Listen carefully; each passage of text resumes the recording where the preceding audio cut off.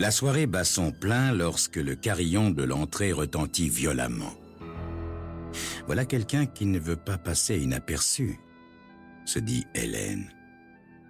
Toutes les têtes se tournent vers Madeleine quand elle pénètre dans la pièce. Son visage est pareil à celui d'une poupée de porcelaine, tant son teint est diaphane et ses lèvres couleur garance si joliment dessinées. Toutes les femmes présentes lui lancent un regard envieux. Madeleine s'avance, rayonnante, vers Hélène.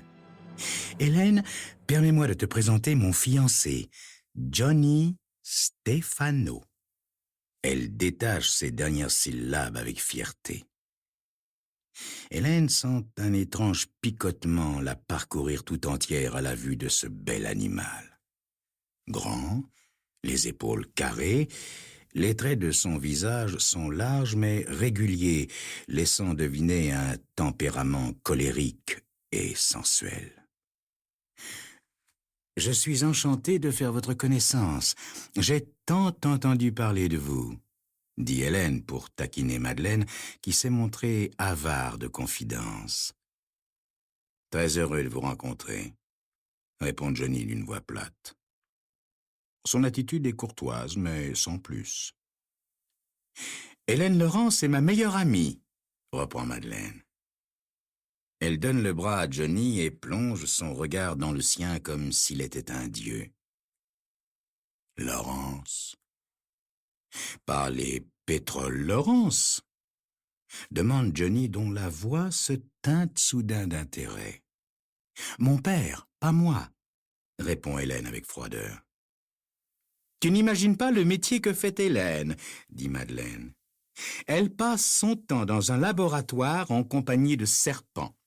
Elle leur administre des substances pharmaceutiques afin d'étudier leurs réactions qu'elle note sur des centaines de pages. »« Ah, vous êtes herpétologiste ?» demande Johnny d'une voix suave. « Je suis charmé de rencontrer une charmeuse de serpents aussi charmante, mais je pense quand même qu'il est bien dommage de laisser une fille comme vous fréquenter des reptiles. Et vos recherches portent sur quoi, au juste ?»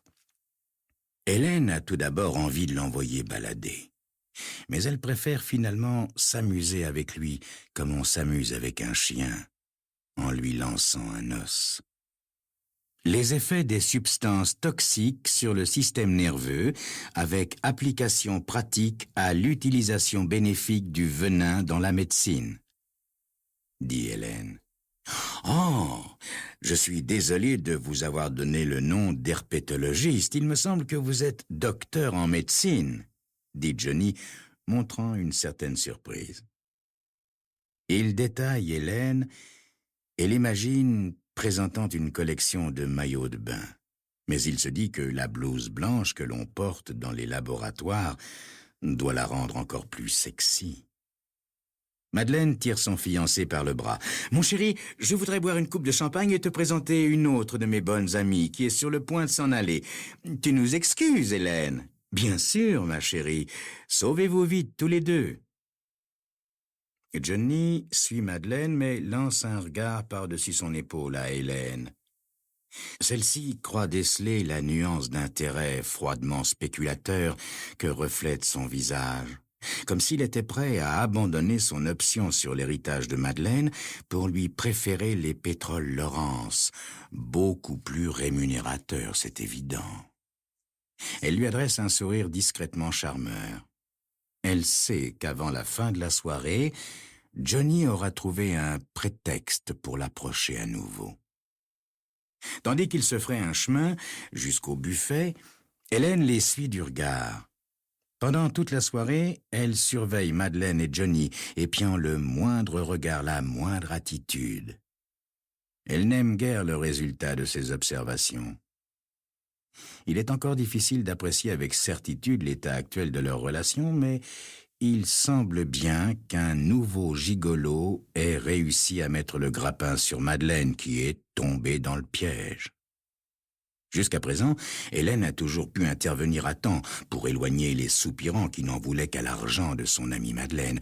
Pourtant, cette fois-ci, il est peut-être trop tard. Ce n'est que vers 2 heures du matin que Madeleine demande à Hélène de monter une bouteille de la réserve qu'elles se sont promises de déboucher à l'occasion des grands événements de leur vie. Hélène descend donc à la cave. Dans la semi-obscurité, elle reste un moment immobile, la bouteille à la main, sans pouvoir se décider à la monter, ni trouver un moyen de faire autrement. « Puis-je vous aider ?» Hélène se retourne. Johnny Stefano est là, à l'observer. « Non, merci, j'ai trouvé la bouteille que je cherchais. »« Mais qu'est-ce que c'est que cette histoire de Romanée Conti 1949 qu'il y a entre vous deux ?» demande Johnny. « Oh, une bêtise. Lorsque nous avons reçu nos diplômes, Madeleine et moi, nous avons voulu que cette journée soit inoubliable. Nous avons acheté ce vin exceptionnel chez un caviste, avant d'aller passer la fin de l'après-midi dans notre coin secret de Foster's Glen, à nous raconter nos rêves et nos ambitions. Et nous avons décidé que ce vin serait sacré pour nous et que nous n'en boirions que lorsque l'une de nous aurait accompli une réussite qui lui tiendrait à cœur. Il ne reste que 2 bouteilles sur les 6 que nous avions achetées. « C'est drôle, » reprend Johnny, « mais je n'arrive pas à m'expliquer ce qui vous attache l'une à l'autre. Madeleine passe son temps à essayer de peindre, quant à vous, vous évoluez au milieu des reptiles. Qu'est-ce donc qui peut vous unir ?»« La loi des contraires, peut-être, » rétorque vivement Hélène. Madeleine est comme ma sœur depuis que ses parents sont morts dans un accident de voiture il y a 3 ans. Mais ne vous posez pas trop de questions, Johnny. Vous avez raison, Hélène. D'ailleurs, je ne suis pas venu ici pour vous parler d'elle. Hélène remet la bouteille dans son casier et croise les bras. Pourquoi êtes-vous descendu, alors ? Johnny et Hélène se jaugent, mesurant leur force réciproque et jouant sur l'intimidation comme le font les gladiateurs avant que le combat soit déclenché.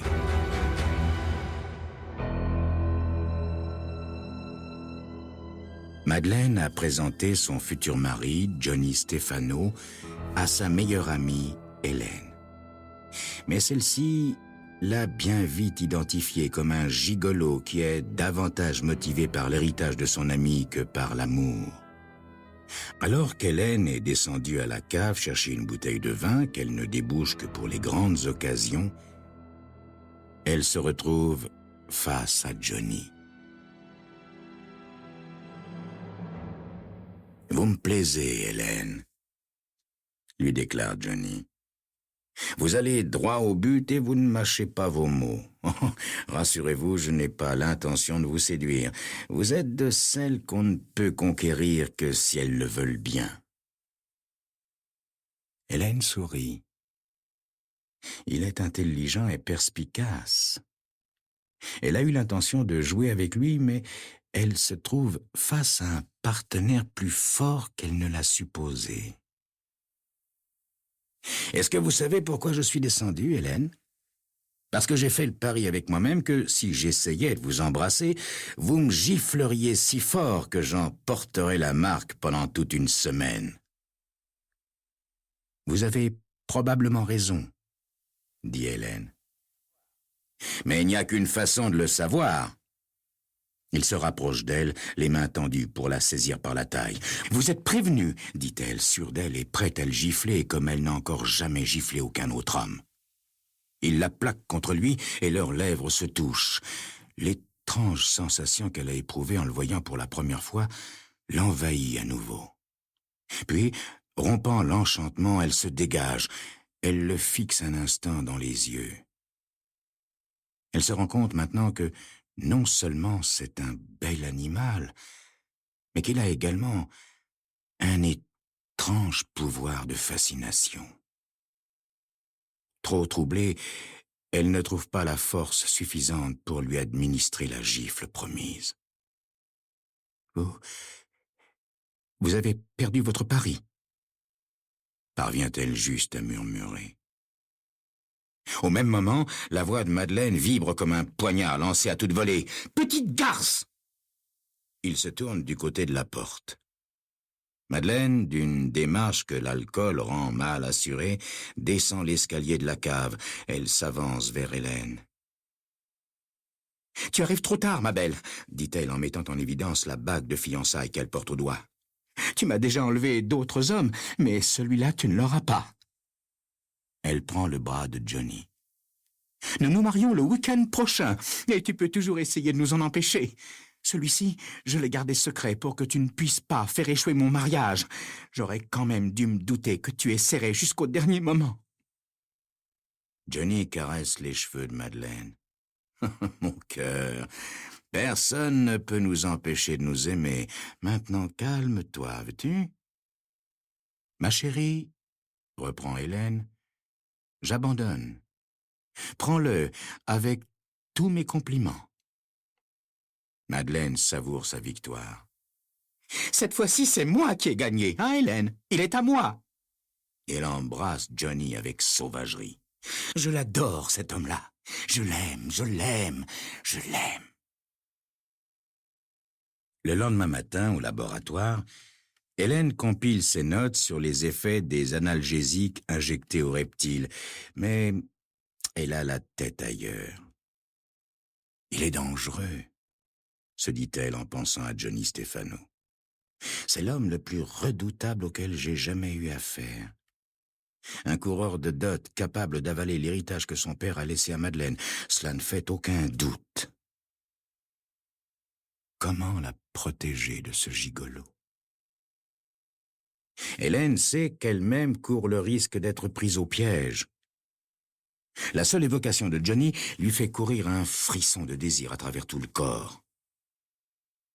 Toujours absorbée par la pensée de Johnny, elle passe distraitement la main dans l'un des vivariums abritant un serpent à sonnette. Il se lève et agite frénétiquement la queue. Stupéfaite de son geste, Hélène bondit en arrière. Le serpent s'immobilise.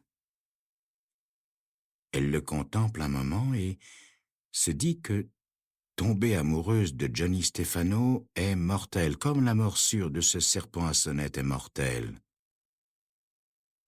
Si quelqu'un ne fait pas quelque chose, Madeleine risque réellement sa vie. Parce que Madeleine est une rebelle et qu'elle n'a rien à perdre. Si elle surprend son mari à courir les femmes, ce qui ne peut manquer d'arriver, elle est tout à fait capable de mettre fin à ses jours. Ou alors, elle tuera Johnny et sa rivale et se retrouvera sous l'inculpation d'un double meurtre. Quand la sonnerie du téléphone retentit, Hélène sait que c'est Johnny Stefano qui l'appelle. Elle sait qu'il va lui demander un rendez-vous et elle sait qu'elle va accepter. Hélène a emmené Johnny à Foster's Glen. Ils sont venus dans la petite voiture rouge d'Hélène. Ils l'ont garé au bord de la route avant de descendre la falaise pour s'installer au bord de la rivière. Ils ont déplié une nappe à grands carreaux rouges et blancs dans l'herbe épaisse pour qu'elle soit en partie au soleil et en partie à l'ombre d'un magnolia en fleurs. Johnny s'est arrêté en chemin pour acheter un poulet que font cuire les bouchers devant leur magasin et Hélène a insisté pour apporter sa dernière bouteille de Romanée Conti 1949 qui se trouve maintenant à l'ombre de l'arbre dans un panier en osier dont le couvercle rabattu protège les aliments des guêpes. Seul le goulot de la bouteille dépasse sur le côté. « Mais c'est le bout du monde !» dit Johnny. « L'endroit rêvé pour flirter. » « Vous parlez comme si votre victoire était assurée, » dit Hélène en le regardant droit dans les yeux. « Mais elle l'est, » lui répond-il sans quitter son regard. Hélène sent ses pommettes s'empourprer. Il connaît trop bien son pouvoir, se dit-elle. Il sait qu'elle n'est pas plus en mesure de lui résister que ne l'a été Madeleine. Vous ne vous sentez pas un peu coupable à l'idée de tromper celle que vous devez épouser ? lui demande Hélène. Pourquoi? De toute façon, nous ne sommes pas encore mariés. Et vous n'éprouvez aucune gêne à l'idée de tromper votre meilleur ami? Une fois de plus, se dit Hélène, il a réussi à me retourner avec succès l'une de mes attaques. Mais elle veut obtenir la preuve irréfutable que ses soupçons sont fondés. Johnny, je voudrais savoir si vous aimez vraiment Madeleine. Il a un large sourire. Elle me plaît. Voilà ce que je peux vous répondre. Elle me plaît, mais il ne tient qu'à vous que je sois à votre entière disposition, ma chérie. Les pétroles Lawrence sont un meilleur placement que l'héritage de Madeleine, c'est ça? Il hausse les épaules. Écoutez, Hélène, il y en a qui vont à l'université pendant des années pour être assurés de trouver un emploi quand ils auront leur diplôme en poche. Moi, les études, ça n'a pas marché. Le seul talent que j'ai, c'est de plaire aux filles, comme vous l'avez remarqué. Dans la vie, il faut faire avec ce que l'on a. Johnny, je vous ai demandé si les pétroles Lawrence sont un meilleur placement que l'héritage de Madeleine. Répondez-moi. Écoutez, Hélène, si vous n'aviez pas le moindre sou et si Madeleine était fauchée comme les blés, vous pourriez être les plus belles minettes de la terre que je ne vous regarderais même pas, ni l'une ni l'autre. Il faut être complémentaire dans un couple. Moi, j'apporte le charme et la virilité. Celle que j'épouserai apportera l'aisance financière. Mais je vous le répète, Hélène, vous n'avez qu'à lever le petit doigt et l'affaire est faite. Au moins vous êtes franc, Johnny. On pourrait goûter au Romanée Conti, dit Johnny. Hélène touche le goutteau de la bouteille. « Oh non, attendez, il faut encore attendre un peu, il n'est pas assez frais. » « Mais comment ça se fait que vous vouliez ouvrir votre dernière bouteille de Romanée ?» demande Johnny. « Chipper son petit ami à Madeleine, vous ne croyez pas que ça vaut une bonne bouteille ?» lui rétorque Hélène. Elle lui adresse un sourire railleur. Elle s'est promis de ne pas le laisser devenir plus entreprenant, et pourtant elle se sent incapable de résister à son magnétisme animal. Sa main l'effleure, puis agrippe son bras. Plongeant son regard dans celui d'Hélène, il l'attire contre lui, et il se retrouve allongé sur le côté. Leurs bouches se touchent presque, ils s'embrassent, et sa chaleur animale la fait frémir. Elle le veut, non pas une fois, ni même 1000 fois. Elle le veut pour ne plus jamais être sous sa domination, et que Madeleine non plus ne le soit plus. Hélène aussi a fait un pari avec elle-même aujourd'hui. Elle a parié qu'elle pourrait le prendre à son piège et le mettre hors d'état de nuire à tout jamais. Mais, pour l'instant, c'est elle, encore une fois, qui est sa prisonnière. Ses dernières velléités de résistance s'estompent. Elle cesse de penser pour s'abandonner entièrement à ses caresses. Elle a perdu. Et elle en est heureuse. Madeleine risque un coup d'œil par-dessus le capot de la petite voiture rouge. Elle a bien soupçonné Johnny d'avoir donné rendez-vous à Hélène, et elle s'est bien dit qu'il se rendrait dans un endroit où il lui serait facile de surgir à l'improviste afin de les surprendre avant que rien de sérieux n'ait pu se passer. Mais elle a refusé de croire qu'Hélène oserait conduire Johnny à Foster's Glen. Et c'est de loin qu'elle a vu la voiture d'Hélène. Elle a fait un détour pour s'en approcher. C'est une erreur, se dit-elle ensuite. J'aurais dû arriver tout de suite et klaxonner. C'était leur coin secret. Mais Hélène l'a trahi. en y amenant Johnny. Les lèvres de Madeleine se mettent à trembler quand elle les voit s'embrasser. Ses poings se crispent. Ce n'est pas le premier garçon qu'Hélène lui vole, mais c'est la première fois qu'elle est amoureuse de cette façon. Si elle avait emporté un revolver, elle aurait pu les tuer tous les deux, cribler leur corps de balles. C'est alors que son regard se pose sur le frein à main de la petite voiture rouge. Elle ouvre la portière, tourne à peine le volant pour que les roues soient bien orientées, puis elle débloque la manette. La voiture dévale les 20 mètres de pente avant qu'ils puissent s'écarter de son passage. Ils sont d'ailleurs tellement occupés qu'ils ne l'entendent même pas. La voiture est à moins de 4 mètres quand Johnny la voit ou l'entend. Il crie, il essaie de se lever et de courir. Hélène pousse un hurlement de terreur qu'elle n'a pas le temps d'achever. La voiture les fauche et les précipite dans la rivière, dont l'eau se teinte immédiatement de rouge. Calmement, comme dans un rêve, Madeleine descend la pente. Elle vient s'asseoir au bord de la nappe et aperçoit la bouteille dont le goulot dépasse du panier en osier. La bouteille de Romanée Conti, 1949. Sa victoire mérite bien d'être célébrée. Elle fait basculer le couvercle en osier, mais en même temps qu'elle plonge la main dans le panier, un serpent à sonnette jaillit. Ses petits yeux ronds comme des perles l'hypnotisent d'horreur. « Hélène !» a-t-elle juste le temps de murmurer avant que la petite tête aplatie fende l'air et que les crochets viennent se planter dans la chair tendre de son bras.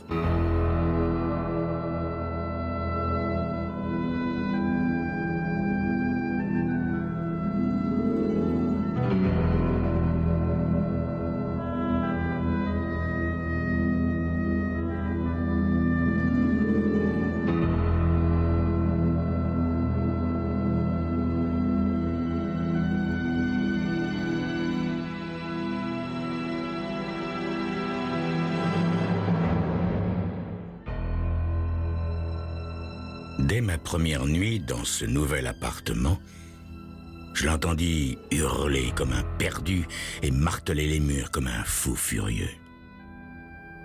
Je regardais la pendule. Il était 5h30 du matin. Le soleil commençait à se lever et je sentais que j'étais réveillé pour de bon, même si ce type arrêtait maintenant son infernal boucan. En fait, il continua de plus belle. Le bruit provenait d'un appartement à mi-chemin dans le couloir. Ses voisins immédiats devaient drôlement déguster. Quelques heures plus tard, je rencontrai l'un d'eux qui attendait devant l'ascenseur. Il me dévisagea et, après quelques secondes d'hésitation, m'adressa la parole. « Vous êtes au 14H seulement depuis hier soir, hein ?» Je lui confirmai la chose et nous nous présentâmes mutuellement. Je lui dis que l'immeuble m'avait paru fort sympathique, à l'encontre de celui que je venais de quitter. Mon nouvel ami, qui habitait le 14C, me montra l'appartement situé sur la gauche de l'ascenseur. C'était le 14A. Vous l'avez entendu faire son numéro, le 14A, cette nuit? Ah bon, c'est donc là qu'habite le coupable. Oui, ça fait 2 semaines qu'il a emménagé. Il n'arrête pas de hurler, des fois pour insulter les gens et des fois simplement parce que ça lui chante. Par vice, voyez, pour empoisonner le monde. Bah c'est charmant, dites donc. Et ça lui prend souvent? Enfin, je veux dire, au milieu de la nuit, comme ça? Ah non, pas au début, non. Non, c'est seulement depuis quelques jours. Il faudrait faire quelque chose, ne pas trouver un moyen de s'en débarrasser de ce fichu bonhomme. Bah, dites-moi, ne pourrait-on pas le faire expulser? Oh, c'est pas si facile. Il y a tout un tas de procédures. Ça prendrait du temps. Par ailleurs, il faudrait que... une serrure cliqueta dans le couloir et la porte du 14A s'ouvrit. L'individu qui en sortit était le prototype du malabar teigneux et mal léché. Énorme, gigantesque, sale comme un peigne. Les cheveux hirsutes, décoiffés, affublé d'un vieux t-shirt lui arrivant à peine à la taille et doté d'un caleçon douteux qui débordait de plusieurs centimètres d'un pantalon sans ceinture. Le personnage était effrayant et caricatural en même temps. Il avança vers l'ascenseur en dardant sur mon vieil ami du 14C un regard lourd de menace. 14C, lui, baissa les yeux. En rentrant à mon nouveau domicile ce soir-là, je vis les murs du hall d'entrée couverts de graffitis tracés au pistolet. Le couloir du 14e étage, mon étage, enfin notre étage, avait eu droit au même traitement. La porte du 14C s'agrémentait même d'une croix gammée. Notre délicieux voisin avait eu une journée bien remplie. Je trouvais, glissé sous ma porte, un billet m'invitant à une réunion au 14C à 19h30. J'y allais. Je n'y reconnus pas beaucoup de visages, mais de toute évidence, les occupants du 14e étage n'étaient pas les seuls convoqués. 14C me présenta à la ronde, puis alla droit au but. « C'est on ne peut plus clair. Il y a là un véritable problème à résoudre. Vous avez vu les graffitis sur les murs et la croix gammée sur ma porte ?» Une petite vieille déclara. « Cet immeuble n'a jamais été comme ça. Les locataires ont toujours, jusqu'ici, été très convenables. Savez-vous ce que m'a fait le 14A? Eh bien, il m'a montré son derrière, en plein dans l'entrée. » Le 14C faillit en avaler son dentier. « Quoi? » « Oui, c'est comme je vous le dis, monsieur Strauss. Il m'a tourné le dos et baissé son pantalon. Il a trouvé ça fort drôle. Moi, j'ai été écœuré. »« Ma pauvre Madame Dobney, faudrait vraiment faire quelque chose à propos de ce sale individu. »« Et alors? Vous croyez que je ne suis pas allé voir monsieur le gérant? Et vous savez ce qu'elle m'a dit? Que ça pourrait prendre des mois et des mois pour le faire expulser, et même peut-être plus. Voilà ce qu'elle m'a dit. » Un participant intervint. Ma chambre et son living-room ont un mur mitoyen et je ne peux pas attendre des mois, moi. Et si on faisait une pétition, hein? Ou alors, si vous voulez, comme je travaille à la radio, j'ai un bon matériel d'enregistrement. Je pourrais l'installer la nuit près de sa porte et enregistrer son vacarme. Et nous irions au notre tribunal. Mais même si vous l'enregistrez, même s'il ne prend pas un avocat, nous en aurons de toute façon pour 6 mois, au minimum, avec de la chance. Moi, pour ne rien vous cacher, il me flanque la trouille, ce type. Alors qu'est-ce que ce sera, je vous le demande, quand il saura qu'on cherche à se débarrasser de lui? Et si on ne se débarrassait pas de lui au plus vite, la vie allait vraiment devenir impossible. Mais comment s'en débarrasser?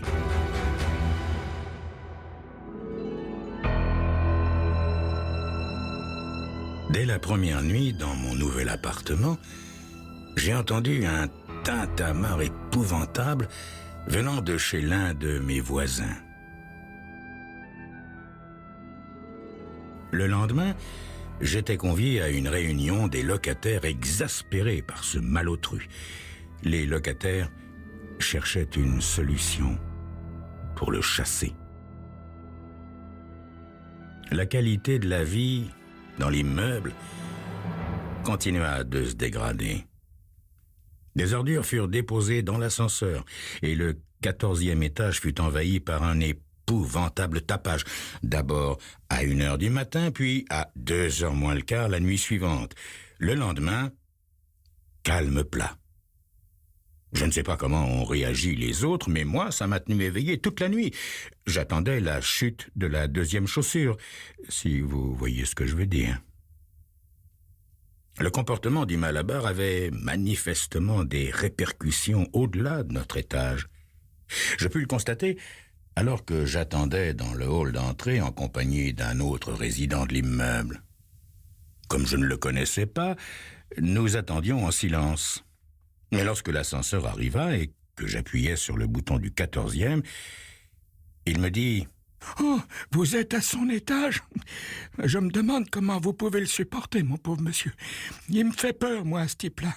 Écoutez, j'ai dit à ma femme de ne pas entrer dans l'ascenseur s'il y a voix qui s'y trouve. Et pour tout vous dire, moi, je ne m'y risquerai pas non plus. » Ah, je vous comprends fort bien, mon cher monsieur. Mais comme on n'arrête pas de le dire autour de moi, il faudrait faire quelque chose pour s'en débarrasser. Vous avez raison, monsieur. Mais quoi faire, hein? Je sais pas, moi. Mais vous avez raison, monsieur. Il y eut une autre réunion au 14C ce soir-là. Un beau rassemblement, peut-être une 30aine de personnes. Une jeune femme qui habitait au 10e étage déclara que le voyou l'avait menacée. L'ayant rencontrée en sortant de l'immeuble, il l'avait abreuvée d'injures, puis avait braillé qu'il lui flanquerait une raclée si jamais elle se mettait en travers de son chemin. La jeune femme était en larmes. Elle ne savait même pas de quoi il voulait parler. Mais comment avait-il pu lui dire des choses pareilles alors qu'elle ne savait même pas de quoi il parlait? Le mari de la jeune femme était très excité. Il avait quitté son travail pour accompagner sa femme à la police, pensant qu'on pourrait faire arrêter le malotru. Les flics lui avaient dit qu'on pouvait éventuellement porter plainte pour insultes et menaces sur la voie publique, mais qu'on ne pourrait pas le maintenir en détention plus d'une journée. Et alors, qu'est-ce qui se passerait ensuite, hein? Alors, que faire? Se barricader dans son appartement à perpétuité, ne plus jamais sortir, ne plus... Oh.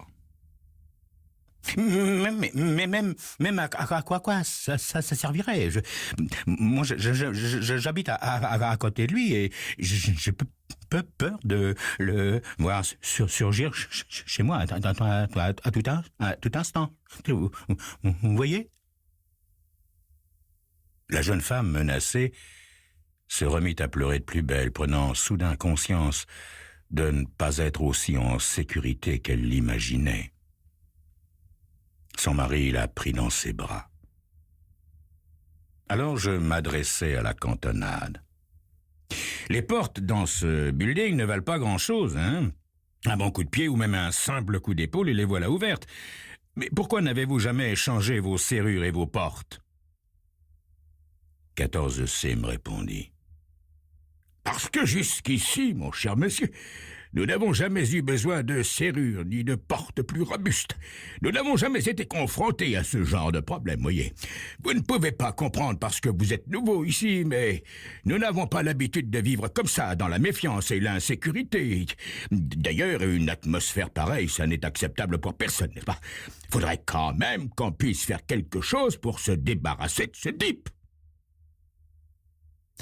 Je ne dis rien car l'attitude de 14C commençait à m'agacer sérieusement. L'attitude générale, en fait. Faudrait faire quelque chose, faudrait, toujours faudrait. Je me demandais combien de temps ça allait durer, cette valse hésitation entre gémir et agir.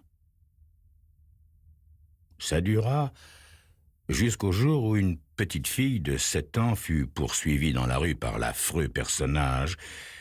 Elle tomba et se cassa une jambe. L'appartement de 14C était bondé comme le métro aux heures de pointe ce soir-là. Une bonne moitié de l'immeuble y était représentée. Une centaine de personnes se répandant jusque dans la cuisine et la chambre à coucher. Tout le monde parlait en même temps. Ça ne peut pas continuer comme ça. Qu'est-ce qu'il va faire la prochaine fois? J'ai fait poser une nouvelle serrure sur ma porte. Faut faire quelque chose, faut absolument faire quelque chose. Je me décidai à prendre la parole. Écoutez-moi, s'il vous plaît. Je réclame un peu de votre attention. Voilà. Pour le problème qui nous occupe, il y a une solution possible, une solution radicale. Et pour ce qui me concerne, j'en vois pas d'autre. Je vais vous dire tout simplement ce qu'il en est. Voici quelques années, pour gagner ma vie, je portais sur moi un revolver. Et je sortis mon revolver de l'étui dissimulé sous ma veste. Il y eut un silence total. La plupart de ces braves gens n'avaient jamais vu un revolver de leur vie. La petite vieille, qui avait vu le derrière de l'affreux, vint vers moi. « Vous voulez dire que vous étiez veilleur de nuit, une sorte de vigile armé ?» Oui, madame, oui, c'est bien ça que je veux dire. Je veux dire aussi que notre charmant voisin, là-bas, de l'autre côté du couloir, je peux vous en débarrasser. Avec ce revolver, d'une façon ou d'une autre, ou bien je le persuade de vider les lieux immédiatement, ou bien... Un certain nombre de spectateurs ne semblaient guère enchantés par cette perspective, mais ça n'était pas la majorité. Seulement, mes bons amis, ça me gêne assez d'en parler parce que vous êtes tous des gens sympathiques. Si je m'en charge, j'agirai en tant que professionnel, voyez-vous. Parmi vous, il y a peut-être des médecins ou des comptables, des avocats, des commerçants, que sais-je. Et quand vous effectuez un travail, vous comptez bien être payé, n'est-ce pas? Eh bien, pour moi, c'est pareil. Vous comprenez? 14C fut le premier à poser une question. Combien? 10 000 $. Je suis un professionnel.